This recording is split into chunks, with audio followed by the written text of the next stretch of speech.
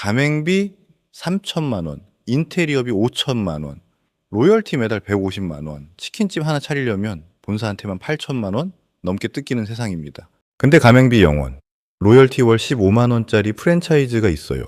이삭토스트입니다. 전국 100개 매장, 20년째 이 방식을 유지하고 있죠. 착한 기업의 대표주자였어요. 근데 지금 그 이삭토스트가 위태롭습니다.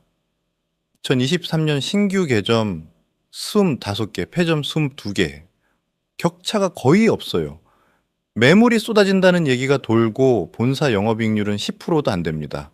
오밥 40억 원을 팔아서 50억 원 남기는 구조예요. 상생 경영의 아이콘이 왜 이렇게 됐을까요? 자, 여기서 질문 하나 드릴게요. 퇴직금 5천만 원으로 이삭토스트 창업하면 한 달에 얼마나 벌 수 있을까요? 300만 원? 500만 원? 아니면 손해일까요? 네, 오늘 이 질문에 대한 답을 정확한 숫자로 알려드리겠습니다. 프랜차이즈 창업 고민하시는 분들 특히 주목해 주세요. 35살 직장인 김민수 씨 이야기부터 시작해 볼게요. 회사 다닌 지 10년째, 연봉 4초 500만 원입니다. 세후 실수령 아액이 월 340만 원 정도 돼요. 퇴직금 모아둔 거 5천만 원 있고요. 요즘 회사 분위기가 영 안 좋아요. 구조조정 얘기가 돌고 있거든요. 민수 씨가 불안해서 창업을 고민하기 시작했어요. 주변에서 프랜차이즈 알아보라고 하더래요. 안정적이고 검증된 아이템이니까요. 민수 씨가 제일 먼저 치킨집 견적을 받아봤어요. 유명한 치킨 브랜드였는데요. 가맹비가 3천만 원이에요. 거기다 교육비 500만 원 별도고요. 인테리어비가 5천만 원 나가요. 본사 지정 업체 써야 한대요. 시작도 전에 8초 500만 원이 나갑니다. 민수 씨가 계산기 두드려 봤어요. 5천만 원밖에 없는데 500만 원이 필요하면 500만 원을 빌려야 해요. 은행 대출 금리가 연 5%라고 치면은 월 이자만 15만 원 나가요. 원금 상환까지 하면 매달 30만 원에서 40만 원씩 빠져나가는 거죠. 근데 여기서 끝이 아니에요. 오픈하고 나서도 매달 로열티가 나갑니다. 매출의 5%예요. 월 매출 3천만 원 나오면은 로열티만 150만 원씩 나가는 거예요. 거기다 원재료도 본사에서 사야 하는데 시중가보다 비싸요. 왜 비싸냐고요. 중간에 페이퍼 컴퍼니 하나 끼워놓고 마진 떨구는 거예요. 민수 씨 머리가 복잡해졌어요.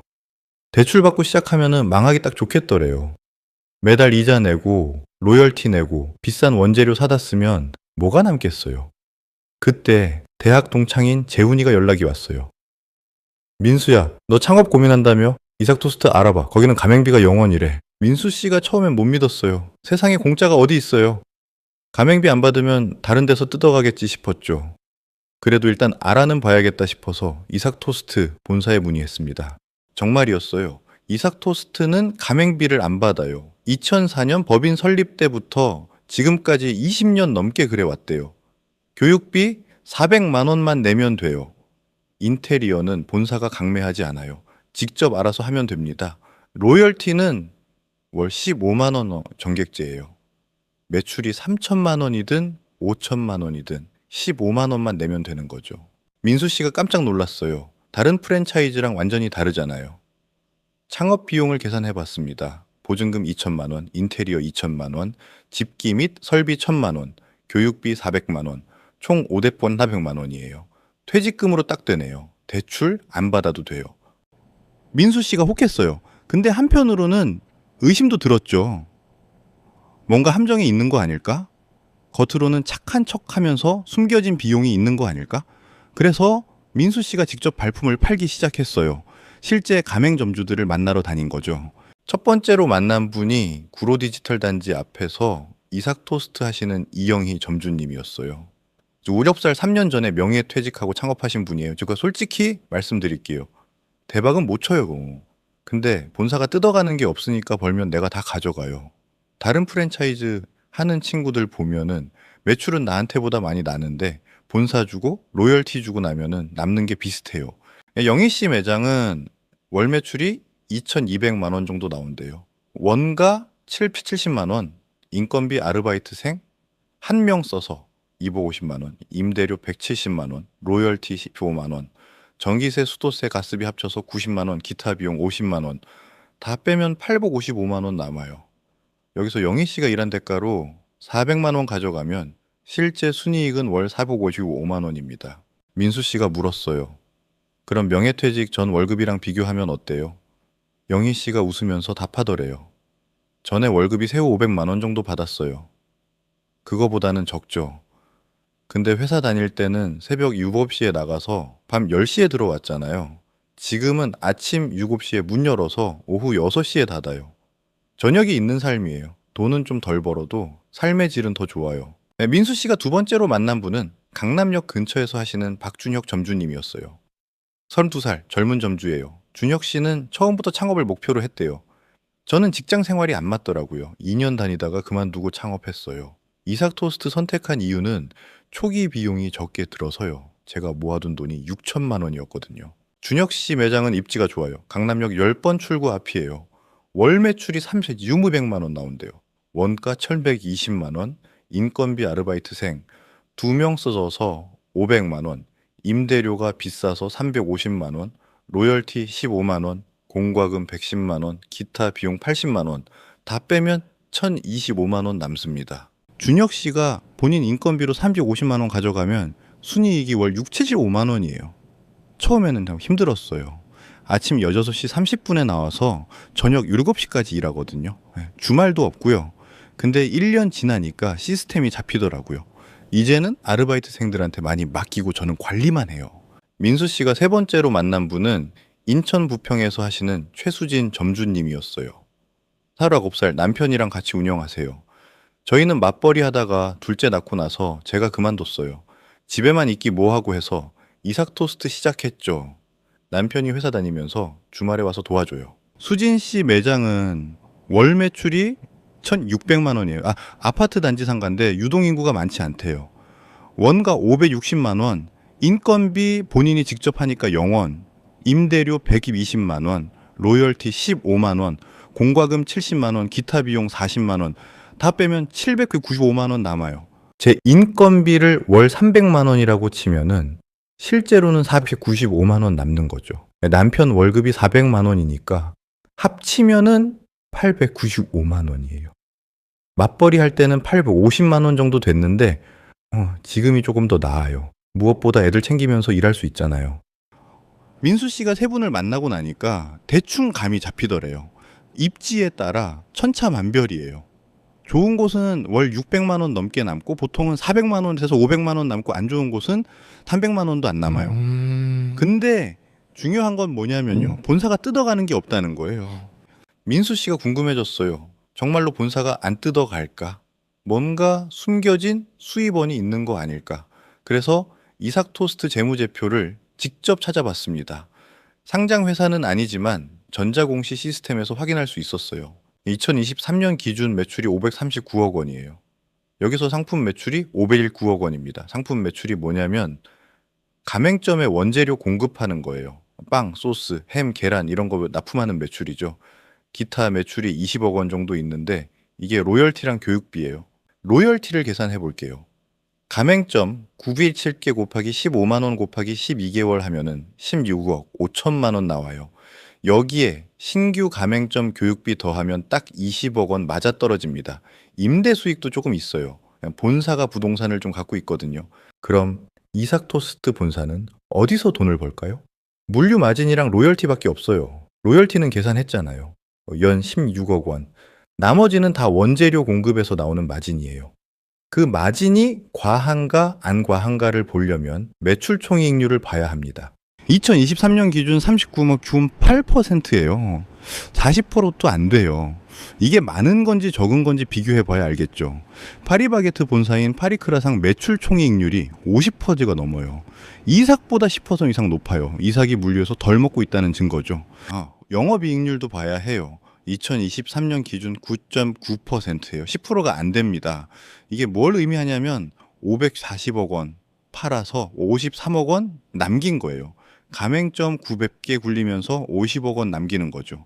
에그드랍 본사 영업이익률이 약 30%가 넘어요. 이삭의 2배 이상이에요. 같은 토스트 파는 회사인데 본사 마진이 2배 차이 나는 거예요. 2019년에는 더 심했어요. 영업이익률이 4%밖에 안 됐거든요. 매출 294억 원에 영업이익 12억 원. 거의 남는 게 없었던 거예요. 가맹점 잘 되면서 본사는 쪼들리고 있었던 겁니다. 더 놀라운 건 2019년 이전이에요.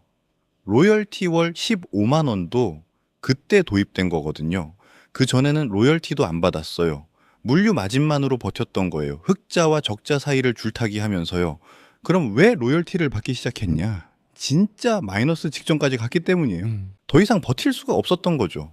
로열티 없으면은 본사가 망해버리는데, 그럼 가맹점 지원할 수가 없으니까 어쩔 수 없는 선택이었어요.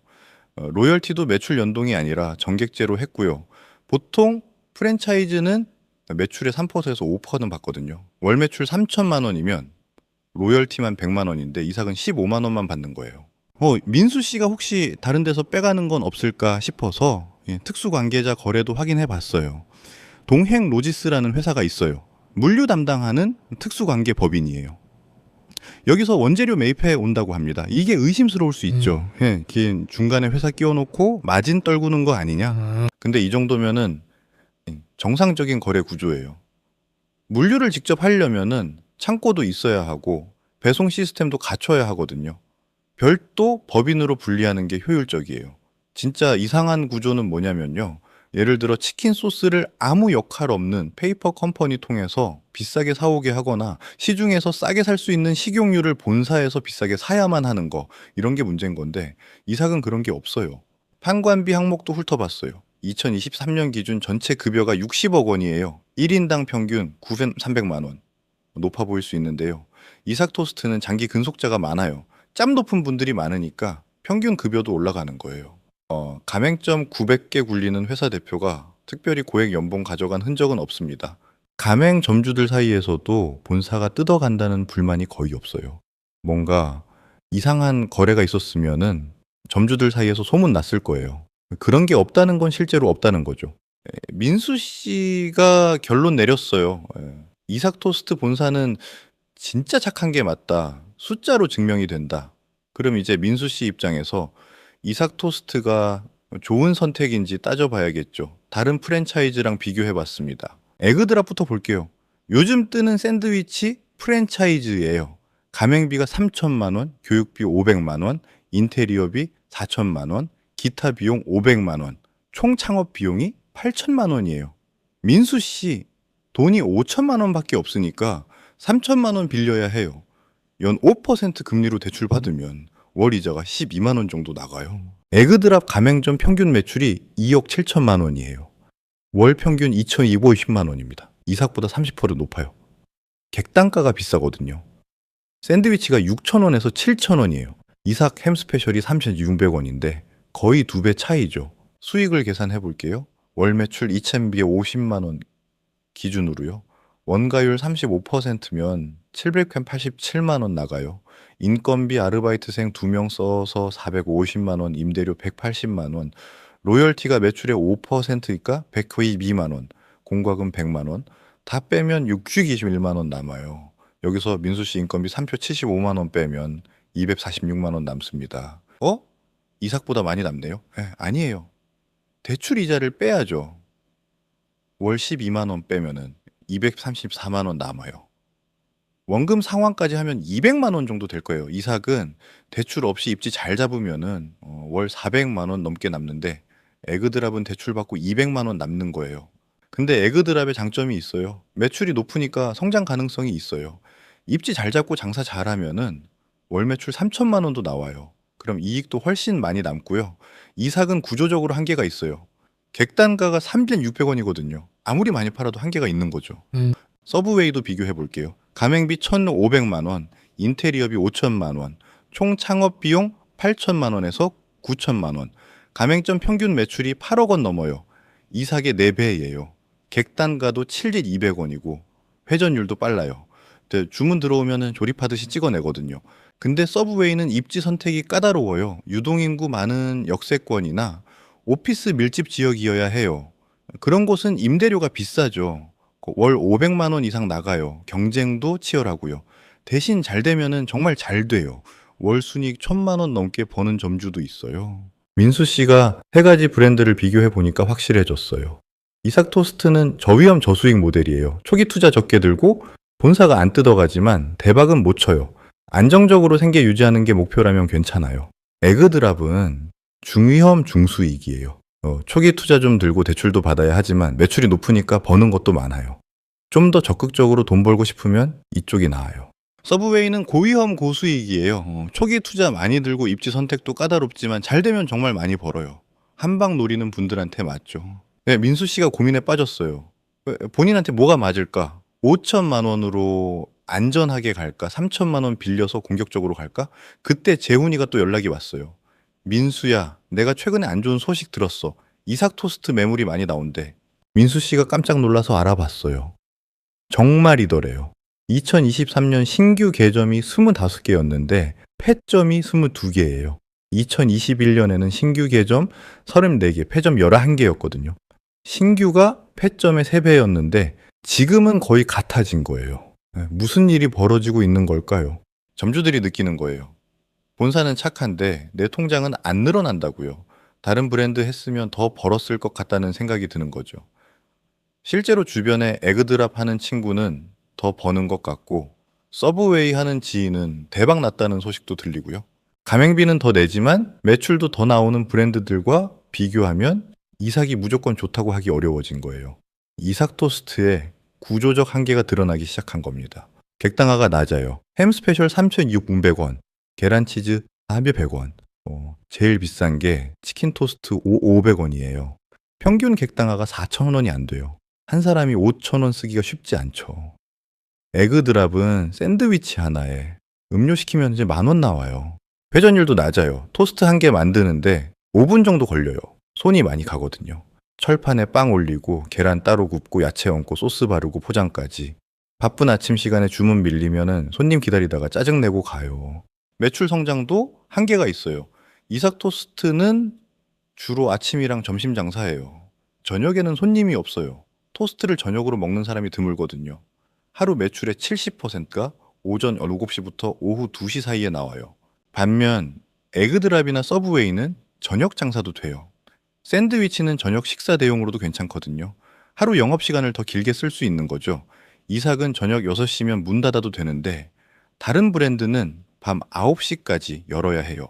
이삭 본사도 이 문제를 알고 있어요. 해결책을 찾으려고 노력하고 있습니다. 첫 번째가 고가 메뉴 출시예요. 치킨 토스트를 5도 500원에 내놨어요. 기존 햄 스페셜보다 2,000원 비싸죠. 프리미엄 토스트도 개발하고 있대요.